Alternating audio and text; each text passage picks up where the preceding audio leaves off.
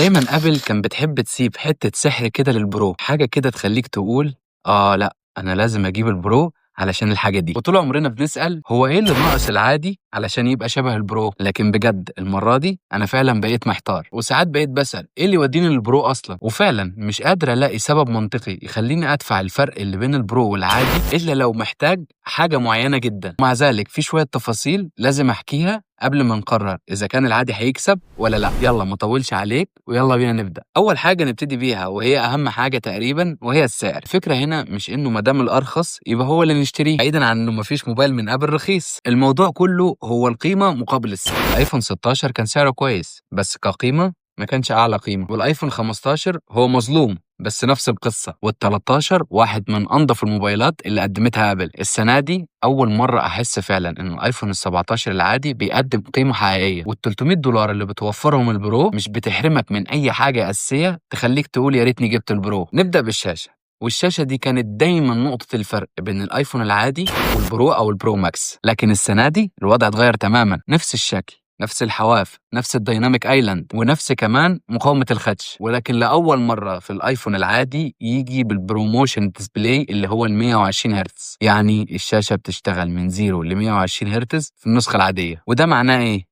معناه سلاسة رهيبة مش طبيعية. ريفريش ريت بيقل وبيزيد على حسب استخدامك، يعني هيوفر معك في البطارية، وهيديك طبعا تجربة ألعاب مختلفة تماما. وده الموبايل اللي يدخل التاريخ إنه هو أول آيفون عادي ياخد الميزة دي من البرو. طبعا الموضوع ده متأخر حسبة 5 سنين، لأنه في موبايلات ب 3 و 4000 جنيه جايب ال 120 هرتز، بس معلش دي أبل. وبالمناسبة كمان السطوع 3000 نتس زي البرو. حتى طبقة الانعكاس الجديدة اللي موجودة في السلسلة موجودة في الموبايل ده. يعني لو الشاشة كانت هي السبب اللي هتخليك تجيب البرو، انسى، ما عادتش مبرر خلاص. نروح بقى للكاميرات، ودي اللي بيبقى فيها فجوة مرعبة بين البرو والعادي. خلينا نكون واقعيين، اغلب الناس بتروح للبرو علشان موضوع الكاميرات ده، بس المره دي الكاميرا الاساسيه والالترا وايد والاتنين اكس نفس الكاميرات اللي موجوده في البرو، نفس السوفت وير، نفس المعالجه، نفس النتائج تقريبا. وبيظهر ده قوي في الفيديو ال 4K ال 60 فريم، لكن الفرق الحقيقي هي الكاميرا الاوبتيكال ال 4 اكس، طبعا موجوده في البرو مش موجوده في العادي، وده للناس اللي بتصور زوم كتير او محتاجه زوايا بعيده. اما الجزء فعلا اللي فاجئ الكل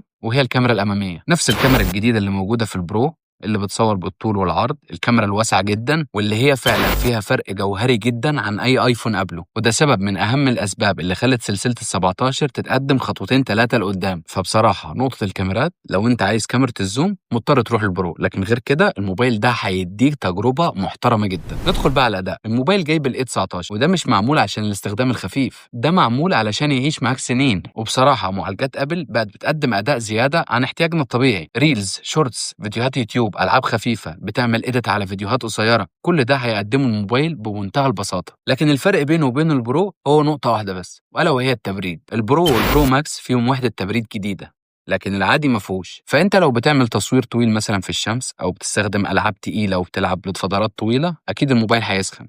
أو كمان لو بتستخدم الموبايل على الشاحن. الفكرة كمان إنه البرو هيسخن، بس طبعا هو هيبرد أسرع من العادي. بس نرجع للنقطة المهمة، ال A19 مش هيخلي اي حاجه تقف قصادك.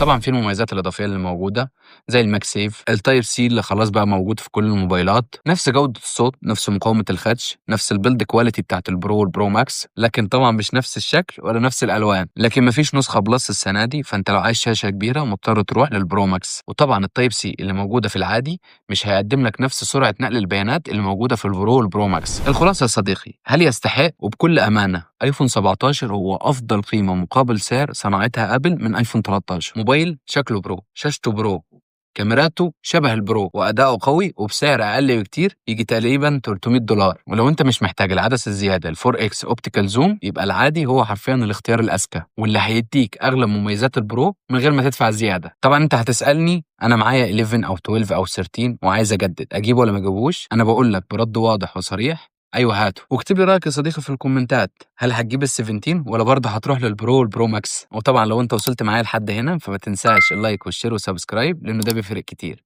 سلام.